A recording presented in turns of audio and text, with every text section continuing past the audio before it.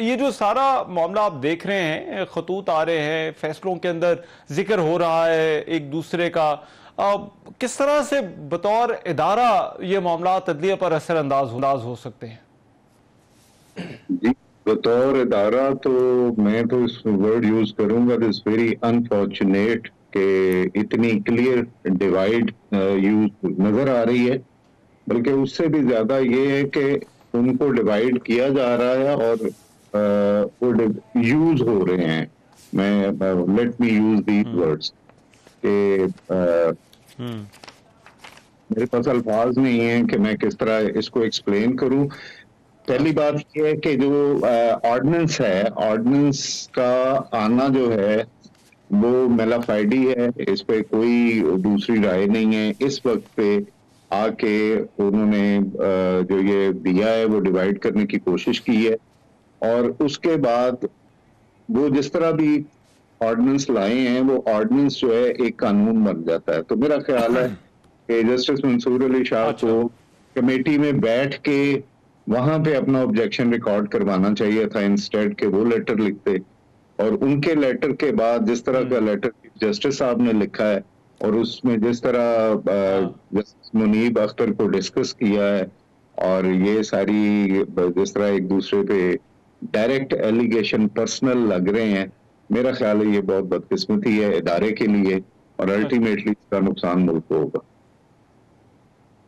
लेकिन ये जो कमेटी वाला मामला है, आपके ख्याल में क्या इसका कोई हल है? क्योंकि हमने दो एक्सट्रीम्स देख ली।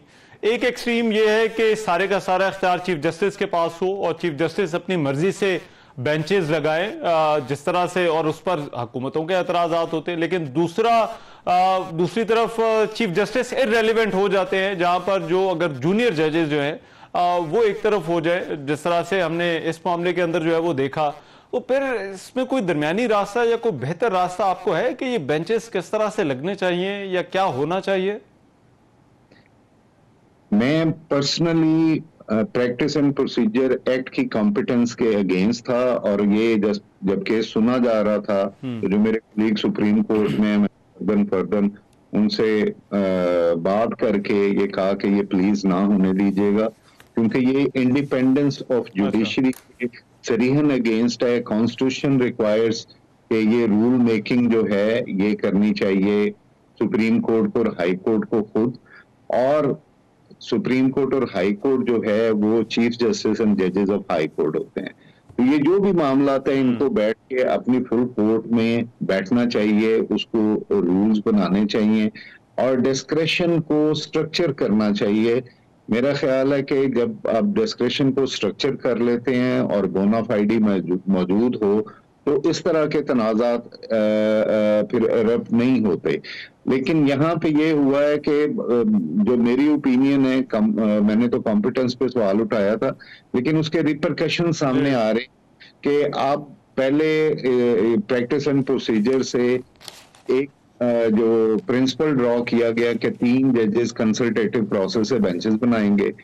जब उसमें मतलब का वो ऑब्जेक्टिव्स नहीं मिल सके, मैं बड़े क्लियरली कहूंगा कि अगर वो रिव्यू पिटिशन नहीं लगी तो उसके बाद जो केसेस लगना चाह रहे थे उसके लिए उन्होंने फिर ये ऑर्डिनेंस ले आए।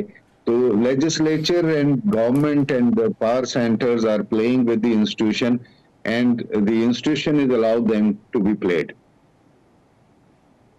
और ये कितना गैर मामूली है। देखिए, इख्तलाफ राय होता है जजेस में, जारी बात है, हमने देखा है बेंचेस के अंदर भी इसी वजह से मुख्तलिफ फैसले आते हैं। लेकिन ये सिर्फ इदारे के अंदर नहीं रहा, बल्कि ऐसा लग रहा है कि ये एक पब्लिक डिस्कोर्स के अंदर ये लड़ाई जो है वो या इख्तलाफ जो है वो लाया जा रहा है। अब ये कितना गैर मामूली हो सकता है अदलिया के हवाले से, और खास तौर पर आने वाले दिनों में जो अदलिया फैसले देगी उन फैसलों पर किस तरह से अमल दरामद होगा या उन फैसलों को किस तरह से परसीव किया जाएगा? फैसले तो देखेंगे, इसके बाद मेरा ख्याल है जो भी बेंचेस बनेंगे वो मुतनाज़ा होंगे और उन बेंचेस का जो रिजल्ट होगा वो भी मुतनाज़ा रहेगा, उसको एक्सेप्ट नहीं किया जाएगा और आगे सिर्फ और सिर्फ अनारकी नजर आती है। और ये बड़ी बदकिस्मती है मुल्क की भी और जुडिशरी की भी। और जो लोग इससे खेल रहे हैं अपने शॉर्ट टर्म ऑब्जेक्टिव्स को अचीव करने के लिए, उनसे मैं आपके तवासुत से रिक्वेस्ट करता हूँ कि खुदारा इस अदारे को रहने दें। इंडिपेंडेंस ऑफ जुडिशरी जो है ये सेलियंट फीचर है कॉन्स्टिट्यूशन का, और इससे अगर आप सुप्रीम कोर्ट से इस इदारे से को डिवाइड करेंगे तो फिर कुछ भी नहीं बचेगा। और आपके ख्याल में ये सीनियरिटी प्रिंसिपल जो है जिसको सुप्रीम कोर्ट के अंदर फॉलो किया जाता है, क्या ये भी रहना चाहिए? क्योंकि ऐसा लगता है कि कहीं हुकूमत इसको भी जो है वो बदलना चाहती है। सीनियरिटी प्रिंसिपल देखें जी, जहां तक तो केसेस मैं तो बड़ी देर से ये एडवोकेट कर रहा हूं, ये बार बार कह रहा हूं कि आपको जो अहम केसेस हैं कॉन्स्टिट्यूशनल इंटरप्रिटेशन के या जिसकी पॉलिटिकल इम्प्लीकेशंस है, उसमें आप पहले 7 जजेस को बैठाएं और उसमें से अगर कोई रिक्यूज करता है तो नेक्स्ट सीनियर आके बैठ जाए। जब आप सारे जजेस में से पिक करके कुछ जजेस को नीचे से ऊपर से लाके बैठाते हैं और फिर उस पर सवालात उठते हैं, फिर आपको बेंच में हेयरिंग में भी नजर आ रहा होता है कि चीजें जा रही हैं और फैसले प्रेडिक्टेबल हो जाते हैं, ये बड़ी बदकिस्मती है। Predictability of the decision is something which we are seeing for the last few years.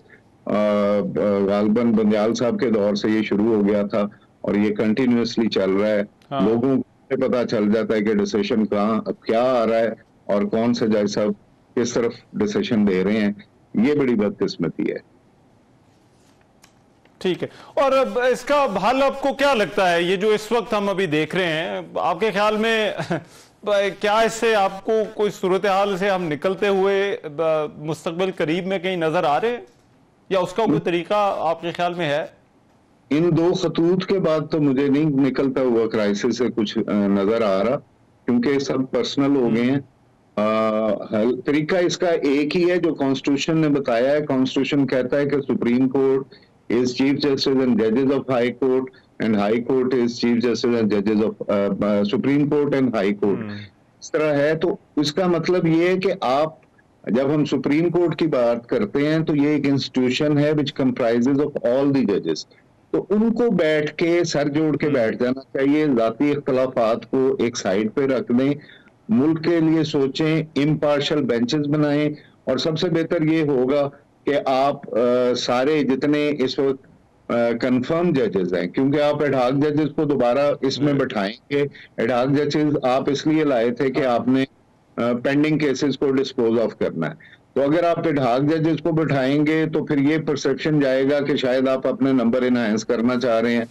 तो मेरा ख्याल है कि जो कंफर्म हैं, जो 17 जजेस आपके पास हैं, उनको बैठाएं सबको, और ये रिव्यू पिटीशन से जल्दी लगाएं, और जितने भी अब केसेस हैं जिनकी पॉलिटिकल इम्प्लीकेशन है या जिसका ताल्लुक ये पिछले 8 फरवरी के इलेक्शन से होता है या उनका फॉर्म 47, फॉर्म 48 और इस गवर्नमेंट की लेजिटिमेसी से जिसका है, ये सारे के सारे केसेस उन 17 जजेस को बैठ के सुनने चाहिए और उस पे डिसीजन जो है वो in accordance with the constitution लेना चाहिए।